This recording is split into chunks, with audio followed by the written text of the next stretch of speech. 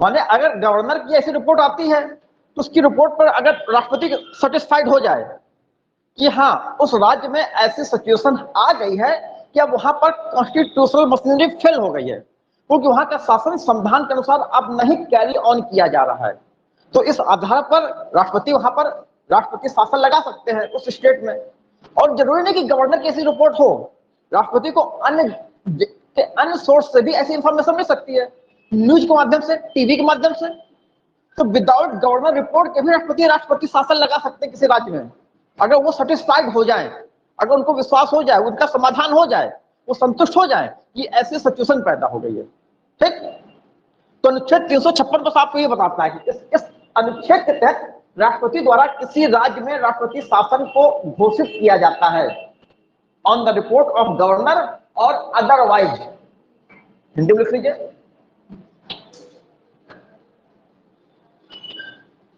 यह अनुच्छेद राष्ट्रपति को किसी राज्य में, यह अनुच्छेद राष्ट्रपति को किसी राज्य में राष्ट्रपति शासन उद्घोषित करने की शक्ति देता है।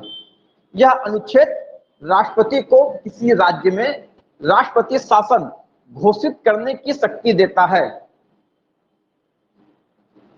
यदि कॉमा करके लिखिए, यदि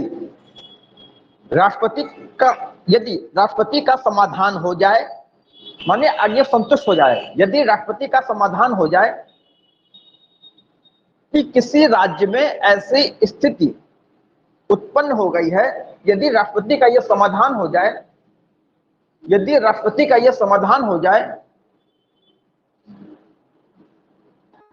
राज्य में ऐसी स्थिति उत्पन्न हो गई है कि किसी राज्य में ऐसी स्थिति उत्पन्न हो गई है जिसमें उस राज्य का शासन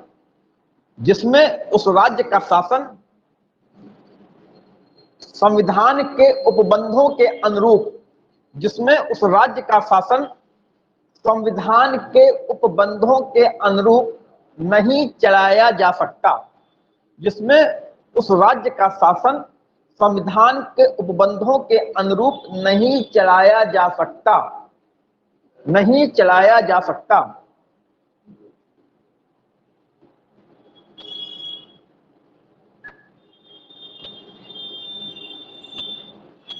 ठीक, पैरा चेंज कीजिए।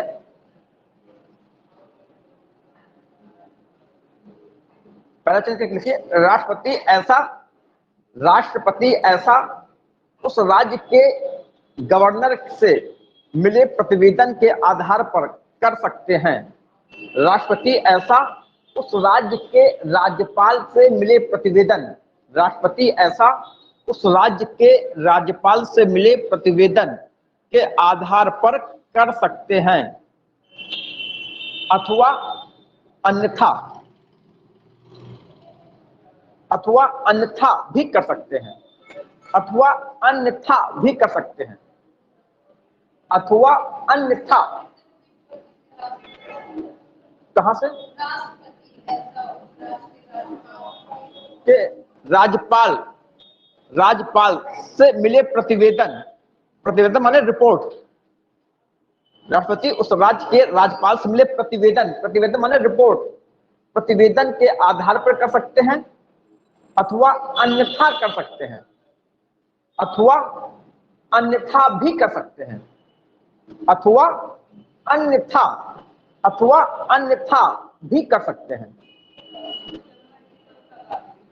नहीं, कुछ सेफगार्ड्स हैं, कुछ क्या, हाँ, तो इसलिए इसका मिसयूज भी होता है। मगर अब जो है सुप्रीम कोर्ट के एक डिसीजन, मुंबई केस में सुप्रीम कोर्ट का डिसीजन आया था, वहां पर कई सेफगार्ड्स अब लगा दिए गए हैं कि मनमाने तरीके से नहीं किया जाएगा, अगर किया जाएगा तो उसका जुडिशियल रिव्यू किया जा सकता है। रिव्यू करके अगर ये पाया जाता है कि गलत तरीके से राष्ट्रपति शासन लगाया गया है तो राष्ट्रपति शासन को खत्म कर दिया जाएगा। तो अब ये 1994 में एक बॉम्बे केस आया था, उस बॉम्बे केस में जो है अब कई सारे सेफगार्ड्स जो है अब अप्लाई कर दिए गए हैं। उसके पहले बहुत ज्यादा दुरुपयोग हो रहा था राष्ट्रपति शासन का, मगर उसके बाद से इसमें काफी कुछ लगाम लग गई है। ठीक, अब देखिए होगा क्या जब राष्ट्रपति शासन की घोषणा की गई। हमने आपको बताया कि ये कौन करेगा, राष्ट्रपति करेंगे। कब करेंगे, इसके दो आधार हैं कि उनको जो रिपोर्ट मिली गवर्नर से, रिपोर्ट नहीं मिली, उन्हें अन्य तरीके से जानकारी मिल गई, तो वो जो है लगा देंगे। आधार क्या होता है, आधार होता है कॉन्स्टिट्यूशनल मशीनरी फेल हो गई है। तो कॉन्स्टिट्यूशनल मशीनरी फेल हो गई है, ये क्या है, इसके बारे में आर्टिकल 365 में बताया गया है कि केंद्र से राज्यों को कुछ डायरेक्शंस दिए जाते हैं नॉर्मल डेज में भी। जब इमरजेंसी, जब नेशनल इमरजेंसी लगी होती है तब तो डायरेक्शन खूब सारे दिए जाते हैं, तब तो राज्य सरकारें पूरी तरीके से कंट्रोल में आ जाती है केंद्र के, तो वहां से हर मामले में डायरेक्शन दिया जाएगा। लेकिन नॉर्मल डेज में हर मामले में डायरेक्शन नहीं दिया जाता है, मगर कुछ स्पेसिफाइड मैटर्स ऐसे हैं जहां पर केंद्र से राज्यों को नॉर्मल डेज में भी डायरेक्शंस इशू किए जाते हैं और राज्यों को उन डायरेक्शंस को मानना पड़ता है। अब केंद्र से राज्य को कोई डायरेक्शन दिया गया कि आपके राज्य से जो हमारी रेलवे निकल रही है उस रेलवे की सुरक्षा के लिए ये इंतजाम किए जाएं, और राज्य सरकार उसको फॉलो नहीं कर रही है, उसको कंप्लाई नहीं कर रही है, राज्य सरकार उसको नहीं मान रही है, तो अगर केंद्र से राज्य को कोई निर्देश दिया जाता है और राज्य सरकार उस निर्देश का पालन नहीं करती है, तो अनुच्छेद 365 कहता है कि ये माना जाएगा कि उस राज्य में संवैधानिक तंत्र फेल हो गया है, ये मान लिया जाएगा, और इस आधार पर वहां पर राष्ट्रपति शासन लगाया जा सकता है। ठीक, अब जब राष्ट्रपति शासन की घोषणा कर दी जाती है राष्ट्रपति के द्वारा, तो वो नॉर्मल 2 महीने तक जो है बनी रहती है। ये 2 महीने के बीच जो समय होता है कि आप इसको पार्लियामेंट से अप्रूव कराइए। तो ये पार्लियामेंट क्या है, पार्लियामेंट हमारी और आपकी प्रतिनिधि संस्था है। पार्लियामेंट में हमारे आपके रिप्रेजेंटेटिव्स, हमारे आपके नुमाइंदे, हमारे आपके प्रतिनिधि बैठे हैं। हम लोग जाके शासन नहीं करते हैं, हमने अपने सांसदों को चुन के भेजा है, वो हमारी तरफ से शासन करेंगे वहां पर, वो हमारी तरफ से वहां सरकार को कंट्रोल करेंगे। तो जो घोषणा की गई है, जो प्रोक्लेमेशन किया गया है, इसको जो है 2 महीने के अंदर पार्लियामेंट से पास कराना पड़ता है। ये 2 महीने का टाइम इसलिए दिया होता है कि मान लीजिए पार्लियामेंट के 3 सेशन होते हैं, बजट, मानसून और शीतकालीन विंटर सेशन।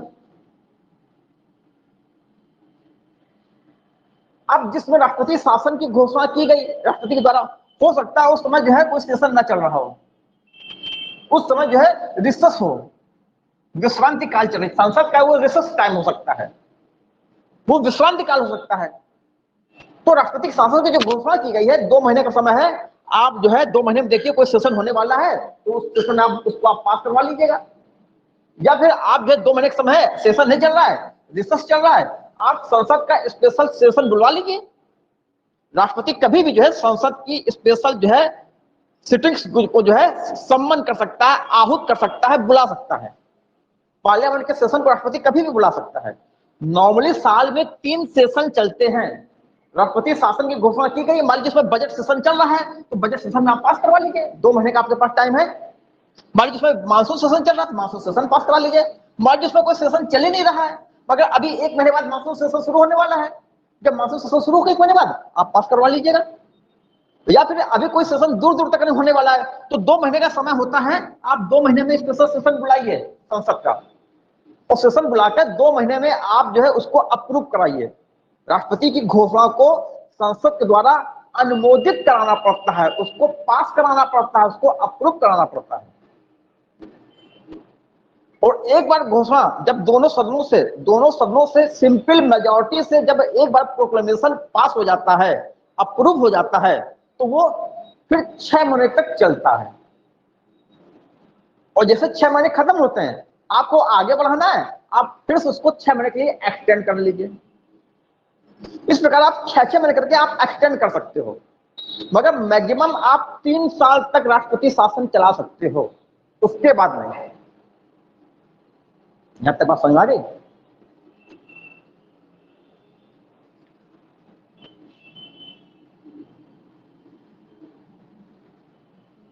अब देखिए यहां पर राष्ट्रपति शासन की घोषणा की गई, ये कितने महीने रहेगी? 6 मंथ, 6 मंथ खत्म हो रहे हैं, आप फिर से जो है उस प्रोक्लेमेशन को, राष्ट्रपति की उस घोषणा को आप फिर से पास करा लीजिए। ये सिर्फ सिंपल मेजॉरिटी से होगा। आपने फिर पास करा लिया, आगे के लिए 6 महीने फिर एक्सटेंड हो गई। ठीक, कितनी हो गई? इस प्रकार से 1 साल तक हो गई आपकी 1 ईयर। ठीक, अभी आपको चाहिए और आगे बढ़ाना है, आप आगे बढ़ा सकते हो, मगर आगे तभी बढ़ाओगे, आगे तब बढ़ाओगे अब जब जो है देश में नेशनल इमरजेंसी लगी हो। अब वो पूरे देश में लगी हो या देश के किसी पार्ट में लगी हो, कोई फर्क नहीं पड़ता। आगे फिर से आपको बढ़ाना है, 6 महीने बाद आप आगे बढ़ाएंगे तो उसकी एक शर्त है। 1 साल आपने 1 साल तक राष्ट्रपति शासन को बढ़ाया रखा, 6 महीने करके बढ़ाया आपने, आगे और बढ़ाना चाहते हो तो आगे बढ़ाने के लिए फिर 2 शर्तें होनी चाहिए। देश में नेशनल इमरजेंसी होनी चाहिए, एक शर्त है नेशनल इमरजेंसी की।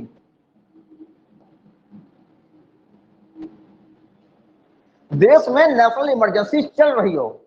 दूसरा, इलेक्शन कमीशन इस बात का सर्टिफिकेट दे कि देखिए स्थिति अभी इतनी खराब है कि उस राज्य में अभी हम विधानसभा के चुनाव नहीं करा सकते। ठीक, दूसरा इलेक्शन कमीशन, इलेक्शन कमीशन जो है आपको क्या करेगा? प्रमाण पत्र देगा कि मैं अभी चुनाव नहीं करा सकता। तब उस शर्त में फिर जो है आगे के लिए 6 महीने के लिए फिर जारी की जाएगी। ठीक, तो इस प्रकार से 6 महीने करके राष्ट्रपति शासन जो है अधिकतम 3 साल तक हो सकता है। माने यहां शुरू किया, यहां तक 1 साल, यहां से यहां तक फिर 1 साल, फिर यहां से 6 महीना, फिर यहां से 6 महीना और फिर जो है 1 साल। जैसे नेशनल इमरजेंसी का कोई निश्चित पीरियड नहीं था, उसका मैक्सिमम पीरियड क्या होगा? अनिश्चित है। For any length of time national emergency अनंत काल तक जारी रखी जा सकती है, बस 6 महीने करके आप बढ़ाते रहिए। राष्ट्रपति शासन अनंत काल तक जारी नहीं रखा जा सकता। राष्ट्रपति शासन एक बार में 6 महीने तक चलता है, फिर आपको अप्रूव कराते हो।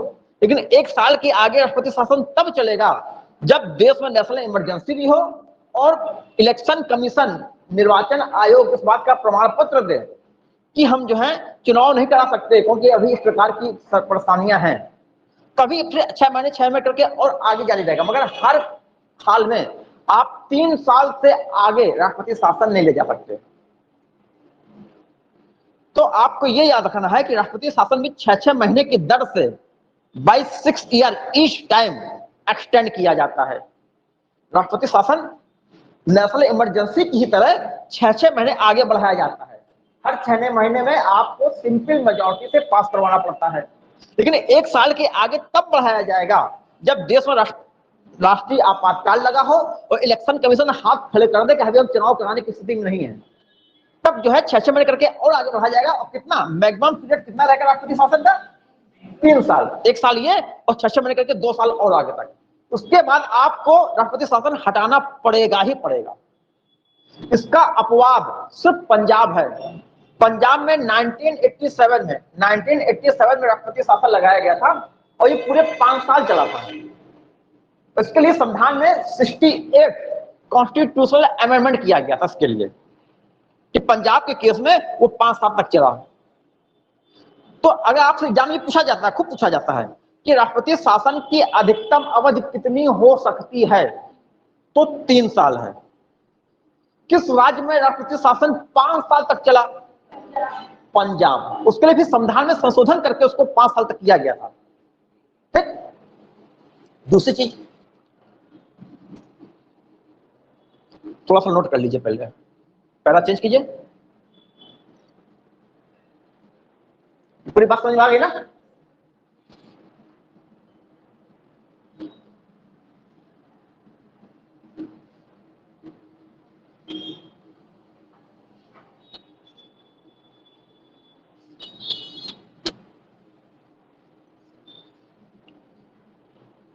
प्रोक्लेमेशन, पहला चेंज करके लिखिए, proclamation of president rule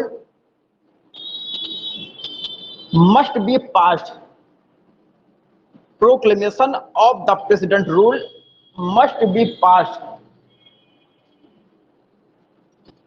by both the houses of parliament, must be passed by both the houses of parliament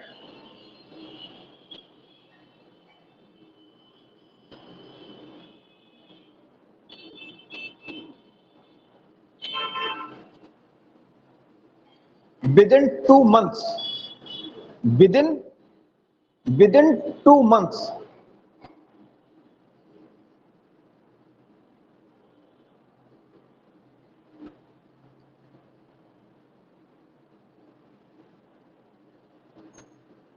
a resolution to approve the proclamation, a resolution to approve the proclamation, a resolution to approve the proclamation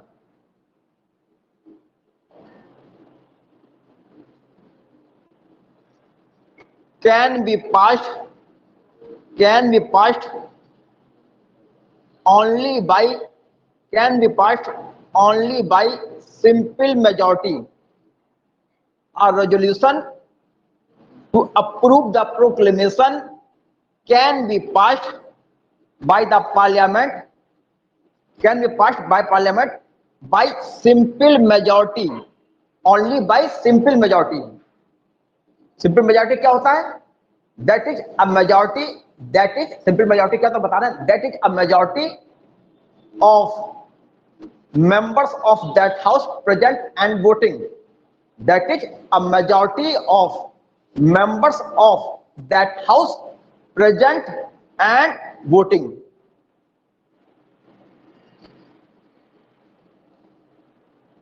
ठीक, इसको क्या समझाएं? Simple majority क्या होता है समझाएं? हिंदी में लिख लीजिए। राष्ट्रपति शासन की उद्घोषणा संसद के दोनों सदनों द्वारा, राष्ट्रपति शासन की उद्घोषणा संसद के दोनों सदनों द्वारा, राष्ट्रपति शासन की उद्घोषणा संसद के दोनों सदनों द्वारा दो माह के अंतर्गत, 2 माह के अंदर अवश्य, 2 माह के अंदर अवश्य अनुमोदित हो जानी चाहिए। संसद के दोनों सदनों द्वारा 2 माह के अंदर अवश्य अनुमोदित हो जानी चाहिए।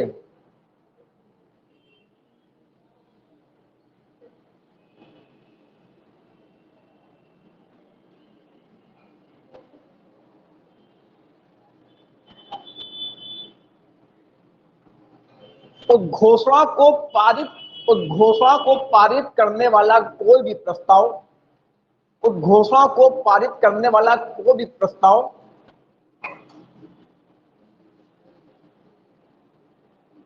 उद्घोषणा को पारित करने वाला कोई भी प्रस्ताव मात्र साधारण बहुमत से, मात्र साधारण बहुमत से पारित किया जा सकता है। मात्र साधारण बहुमत से पारित किया जा सकता है। यहां तक बात समझ में आ गई?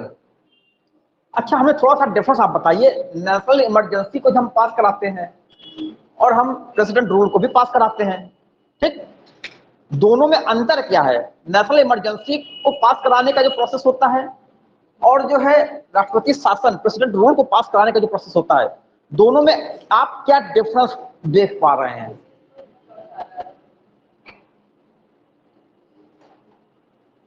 बोलिए।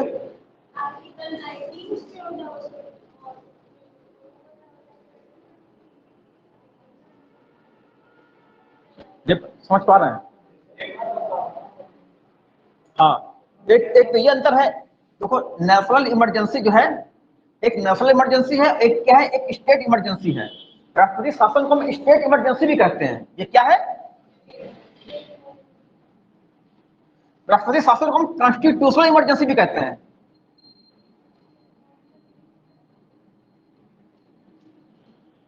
माने देश संकट नहीं आया है, किसी राज्य में व्यवस्था संविधान के अनुसार नहीं हो पा रही है। जैसे यहाँ पर योगी सरकार है, योगी सरकार इसलिए सत्ता में है क्योंकि योगी सरकार को यहाँ की विधानसभा में मेजॉरिटी है। मान लीजिए योगी सरकार की मेजॉरिटी खत्म हो जाए, तो योगी सरकार कहे कि हम गद्दी से हटेंगे नहीं, हम तो सीट पर चपके रहेंगे, तो भैया ये आप संविधान के अनुसार शासन नहीं चल रहा है। संविधान में पार्लियामेंट्री सिस्टम है और पार्लियामेंट्री सिस्टम में शासन वही करता है, सरकार उसकी होती है जिसको विधानसभा में मेजॉरिटी का सपोर्ट होता है।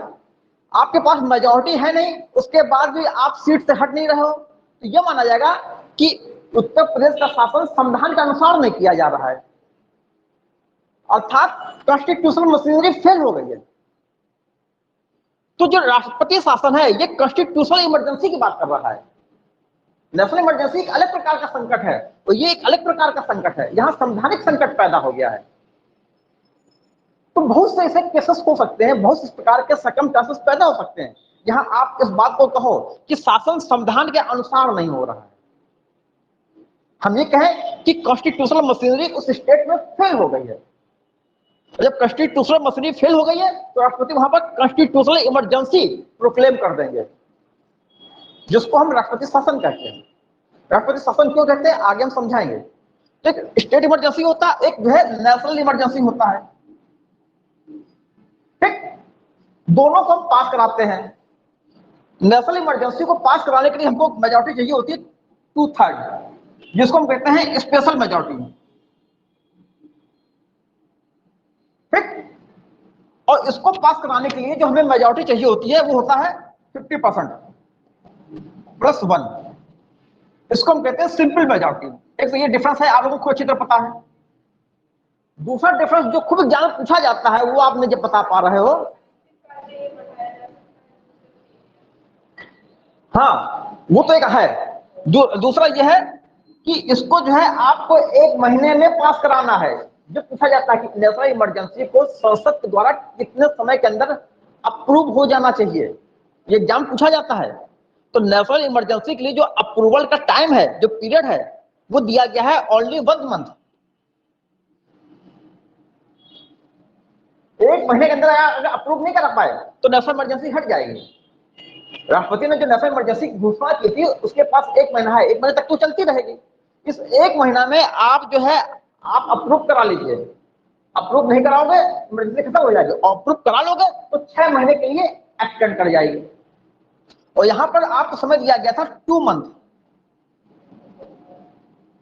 ये डिफरेंस है, ये डिफरेंस पूछा जाता है।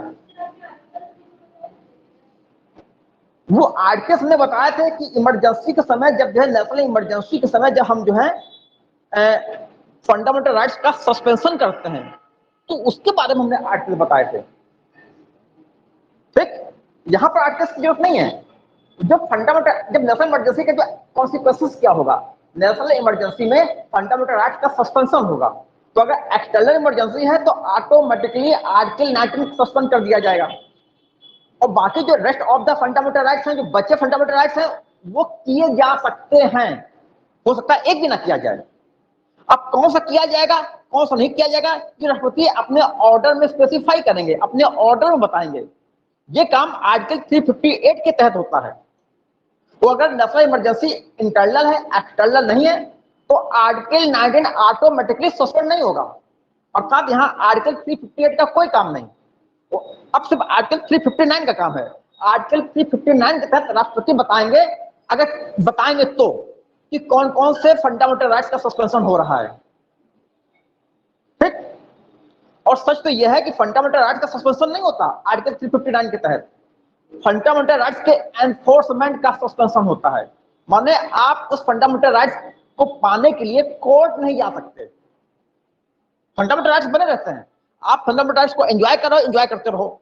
अगर किसी ने आपके फंडामेंटल राइट्स का वायलेशन कर दिया, सरकार ने आपके फंडामेंटल राइट्स का वायलेशन कर दिया और उसका एनफोर्समेंट सस्पेंड किया जा चुका है राष्ट्रपति के प्रोक्लेमेशन में, उनके ऑर्डर में, तो आप कोर्ट नहीं जा सकते। माने मेरे पड़ोसी का फंडामेंटल राइट्स का वायलेशन हुआ था, मेरा नहीं हुआ, हम एंजॉय कर रहे हैं, उसका वायलेशन हो गया, तो वायलेशन नॉर्मल डे जिसका वायलेशन होता है भाग के कोर्ट जाता है, वो कोर्ट नहीं जा सकता।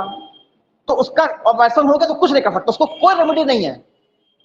हमारा वायलेशन नहीं हुआ तो हम एंजॉय कर रहे हैं, अगर मेरा भी वायलेशन हो जाएगा तो हम भी कोर्ट नहीं जा पाएंगे।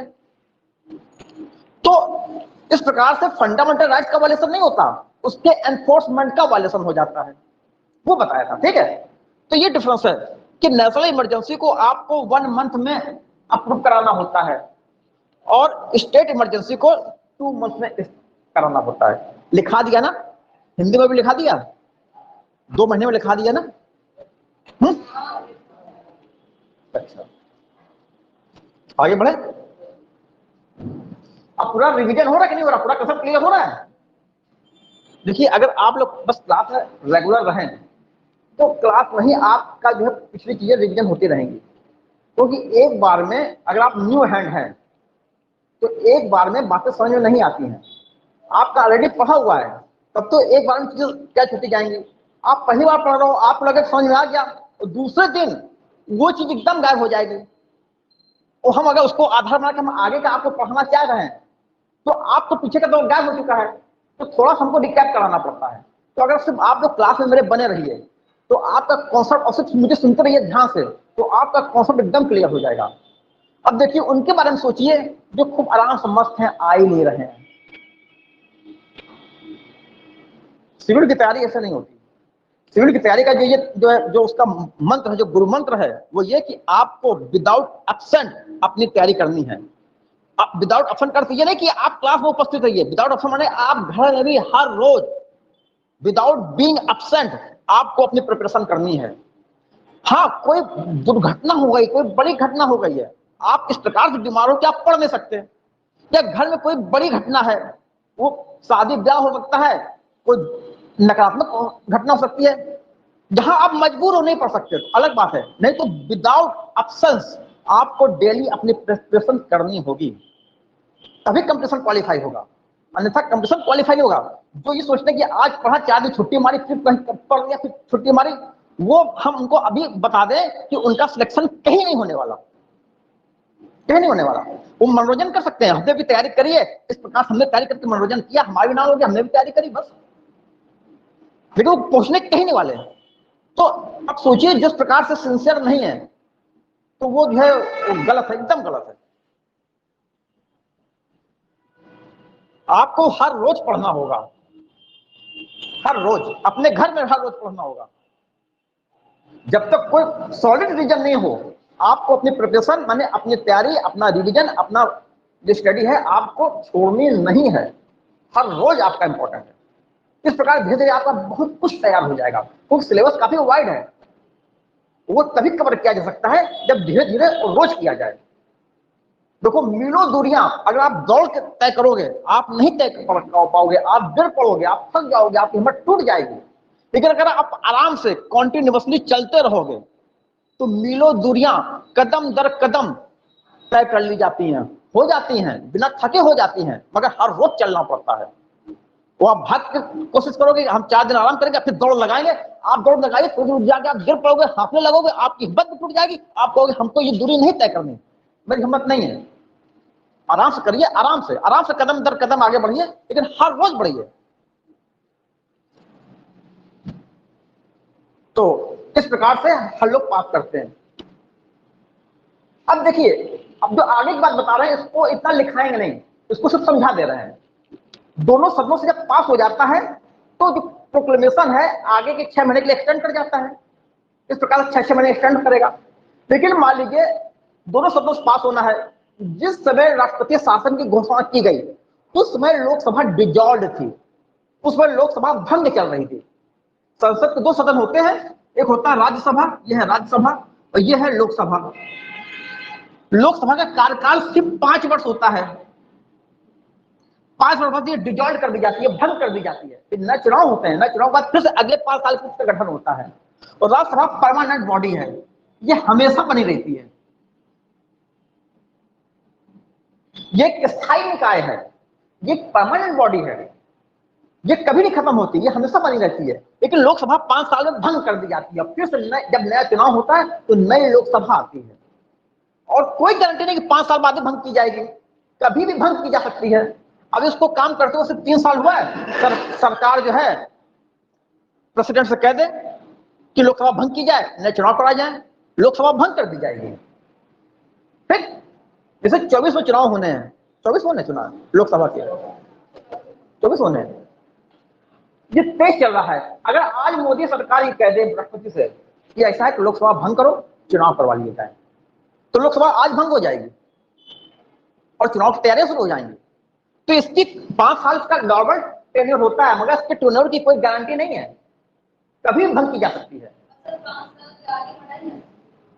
तब बढ़ाई जा सकती है जब नेशनल इमरजेंसी हो, नॉर्मल नहीं बढ़ाई जाती।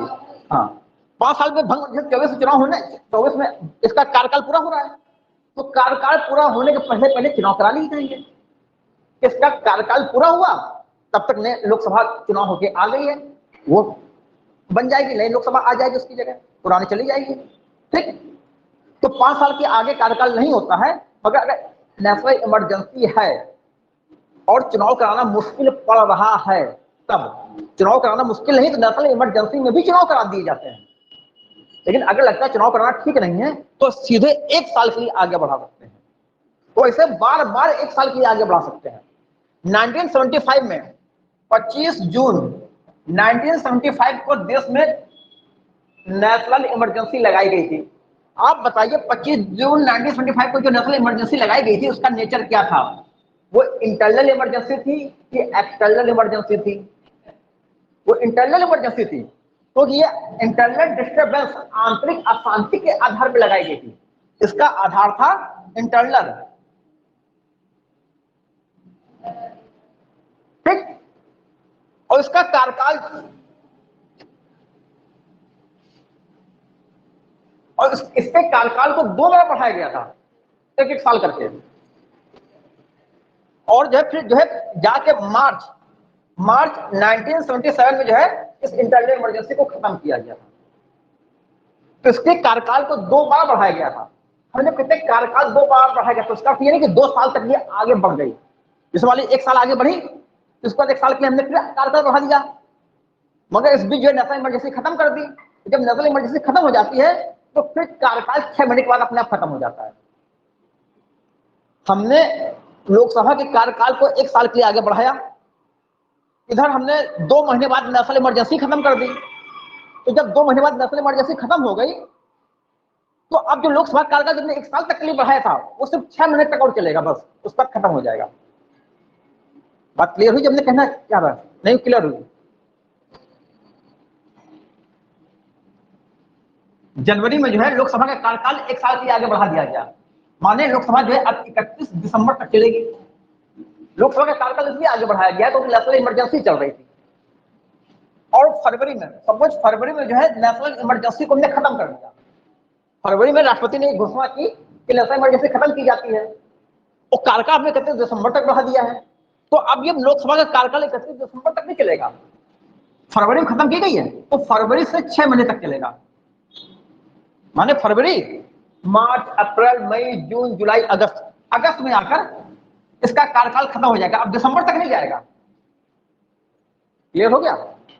नेशनल इमरजेंसी के दरमियान लोकसभा का कार्यकाल पूरे साल तक एक बार में बढ़ाया जा सकता है, मगर जब भी नेशनल इमरजेंसी खत्म की जाएगी, मान लो इसकी नेशनल इमरजेंसी खत्म कर दी गई, तो अब ये पूरे 1 साल तक आगे नहीं जाएगा कार्यकाल। अब लोकसभा का कार्यकाल यहां से अधिकतम 6 माह तक जाएगा, क्योंकि इमरजेंसी खत्म हो गई। इन 6 महीने में आप चुनाव करा लीजिए। ठीक, क्लियर? कोई डाउट? 25 जून 1975 को इंटरनल आधार पर इमरजेंसी लगाई गई थी। उस समय लोकसभा का कार्यकाल जो है 2 बार आगे बढ़ाया गया था। तो एक बार जब बढ़ा होगा तो पूरा 1 साल चला होगा, जब दोबारा बढ़ाया गया होगा तो पूरा 1 साल नहीं चला होगा, तो इस बीच इमरजेंसी खत्म कर दी गई। तो इमरजेंसी खत्म करने के बाद 6 महीने के अंदर जो है कार्यकाल खत्म हो गया होगा। ठीक, तो लोग छठवीं, उसमें 6वीं लोकसभा चल रही थी। 6वीं लोकसभा का कार्यकाल 5 साल के बाद 2 बार आगे बढ़ाया गया था, 2 साल के लिए। ठीक, तो आपसे अगर पूछा जाए कौन सी जो है लोकसभा थी जिसका कार्यकाल 5 साल के बाद आगे फिर बढ़ाया गया था, तो वो आपकी 6th जो है लोकसभा थी। 6वीं लोकसभा का कार्यकाल जो है 5 साल के बाद 2 बार आगे बढ़ाया गया है। ठीक, माने 6वीं लोकसभा जो है, 9वीं लोकसभा 5 साल चलती, 6वीं लोकसभा जो है 6 साल से ज्यादा चलेगी। इसको दूसरे तरीके से हम कह रहे हैं, ठीक। तो कार्यकाल इस तरीके से बढ़ाया जा सकता है। तो आप ये बता रहे थे, ये चीज लिखाएंगे समझाएंगे, क्योंकि हर चीज लिखाने बहुत ज्यादा हो जाएगी, लिखाने भर की बातें आपको लिखा दी गई हैं कि राज्यसभा और लोकसभा होती है, राज्यसभा स्थायी होती है, लोकसभा स्थायी होती है। राष्ट्रपति घोषणा की गई, प्रेसिडेंट रूल का प्रोक्लेमेशन हुआ, उसमें लोकसभा भंग है, और प्रोक्लेमेशन को 2 महीने के अंदर लोकसभा राज्यसभा दोनों हाउस से हमको अप्रूव कराना है, और लोकसभा भंग चल रही है। अरे भैया चुनाव होंगे, उसके बाद लगेगी 2 महीने से ज्यादा समय लग जाएगा। 2 महीने से तो चुनाव चलते रहते हैं भारत में, ठीक। तो क्या किया जाएगा?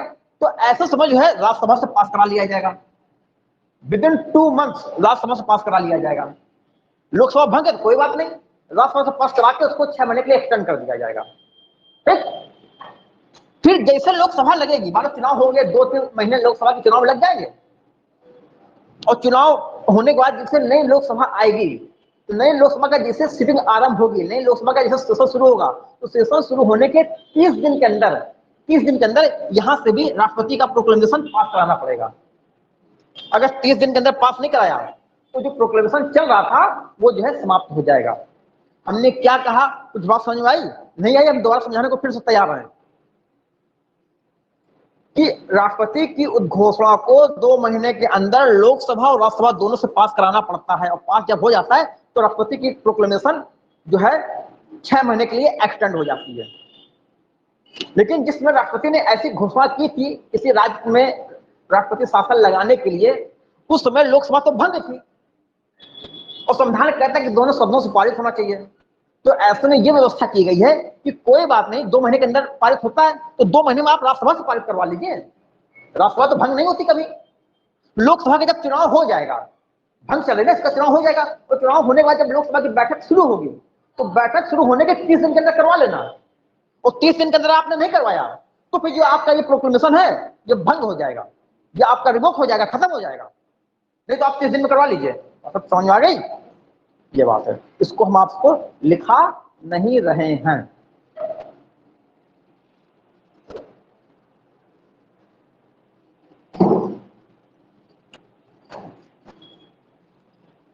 अभी थोड़ी देर में आप भी जो है क्लास से चली जाएंगी। अच्छा अच्छा, हमने कहा फिर क्लास बंदी कर दी जाए।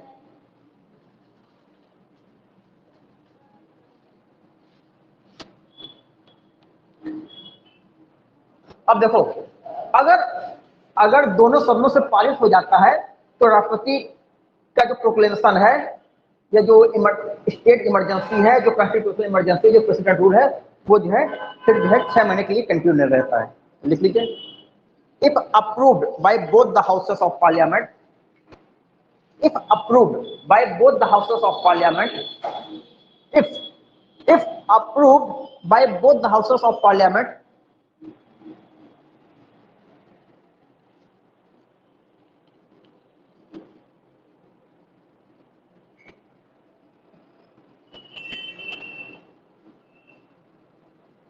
comma, the proclamation continues, the proclamation continues for 6 months, the proclamation continues for 6 months.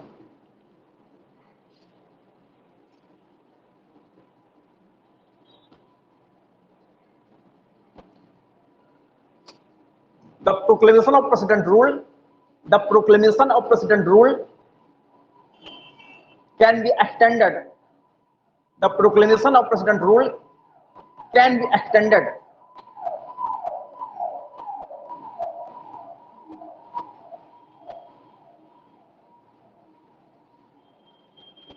for the maximum period of 3 years, for the maximum period of 3 years, for the maximum period of 3 years, with the approval of parliament, with the approval of parliament,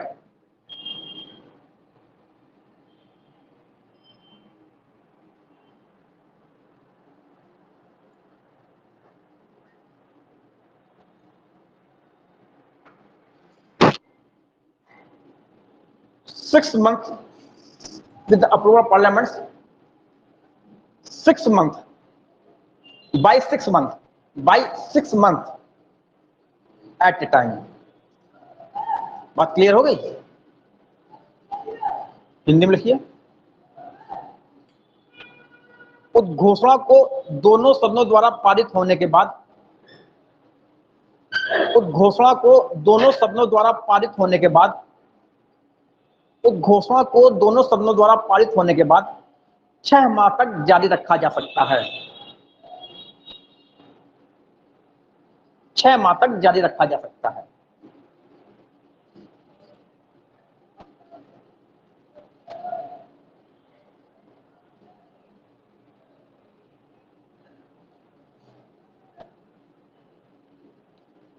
उद्घोषणा को संसदीय अनुमोदन के द्वारा, उद्घोषणा को संसदीय अनुमोदन के द्वारा, उद्घोषणा को संसदीय अनुमोदन के द्वारा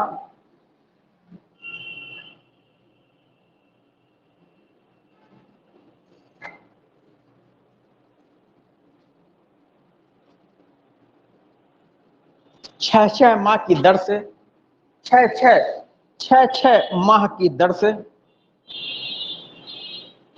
6 माह की दर से अधिकतम 3 वर्ष तक बढ़ाया जा सकता है।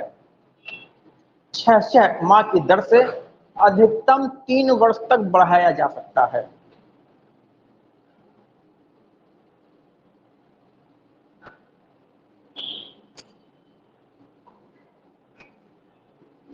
पहला चेंज कीजिए।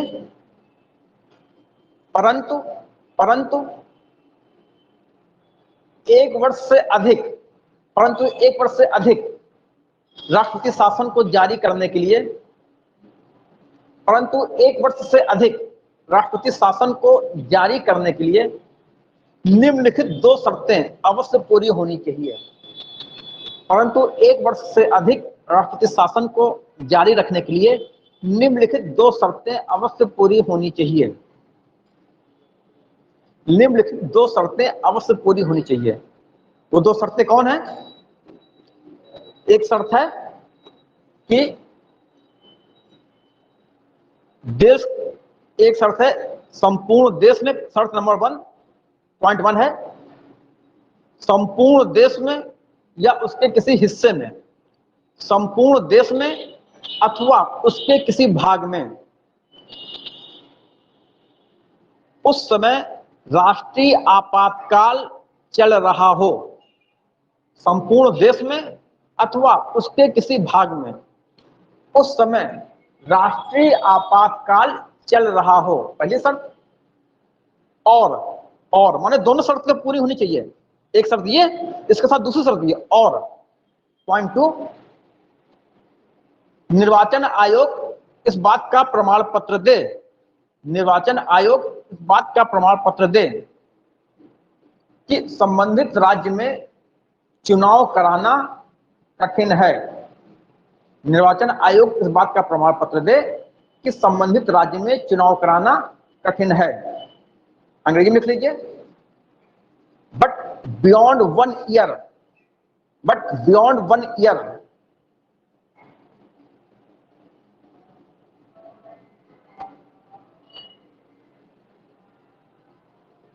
the president rule in a state, the president rule in a state, the president rule in a state can be continued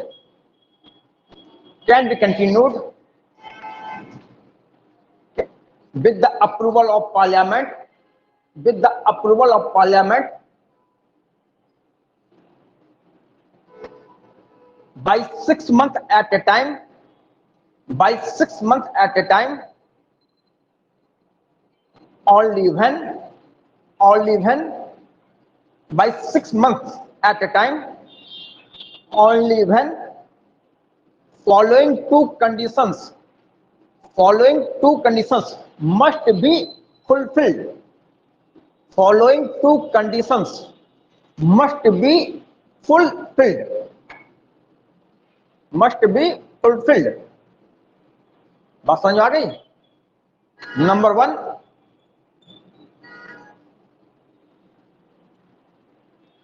national emergency should be in operation. National emergency should be in operation. National emergency should be in operation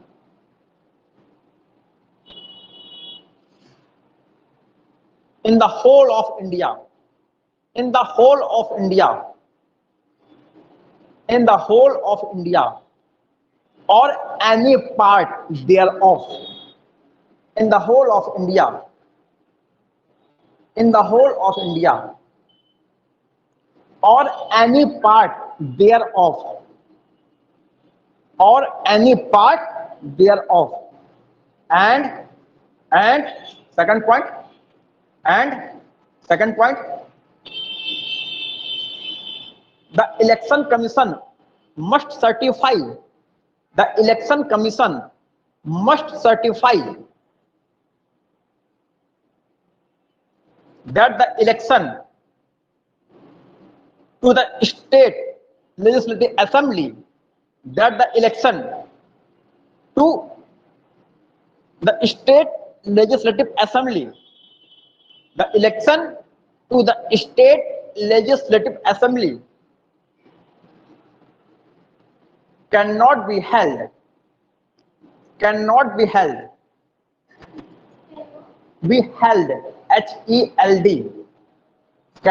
held on account of, cannot be held in the state, cannot be held in the state on account of difficulties, cannot be held in a state on account of difficulties.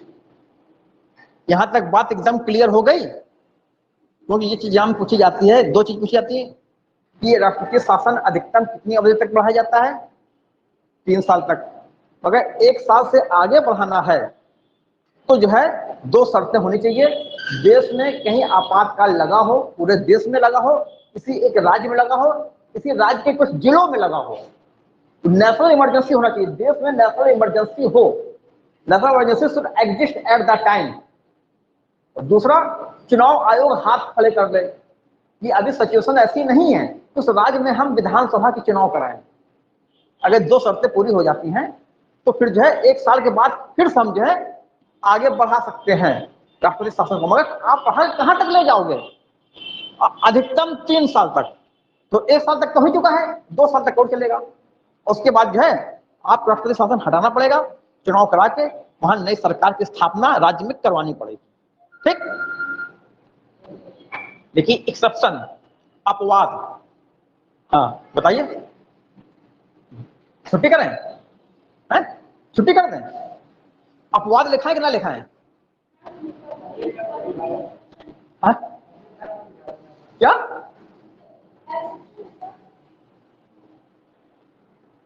Exception? Punjab में राष्ट्रपति शासन की अवधि 5 साल तक थी। पंजाब में राष्ट्रपति शासन की अवधि 5 साल तक थी। The president rule in Punjab, the president rule in Punjab was extended up to 5 years। Punjab में राष्ट्रपति शासन की अवधि 5 साल तक थी। ये 1987 में लगाया गया था। अब 1987 से 92 तक चला होगा तो 5 साल हो जाएगा। ब्रैकेट में लिखिए 68 कॉन्स्टिट्यूशनल अमेंडमेंट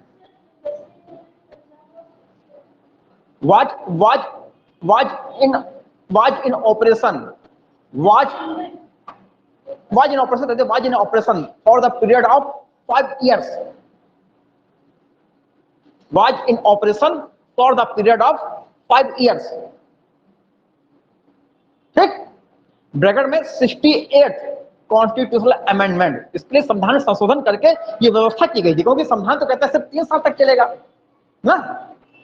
लेकिन पंजाब की स्थिति, उसमें पंजाब में आतंकवाद की स्थिति चल रही थी। 84 में इंदिरा गांधी मारी गई थी इसी आतंकवाद, पंजाब में खालिस्तान के आंदोलन के चलते। राजीव गांधी की सरकार आई थी तो 87 में वहां पर जब प्रेसिडेंट रूल लगाया गया था तो वहां 3 साल तक नहीं, वहां लगातार 5 साल तक प्रेसिडेंट रूल, माने 5 साल तक वहां सरकार नहीं थी, 5 साल तक वहां का शासन केंद्र से किया गया था।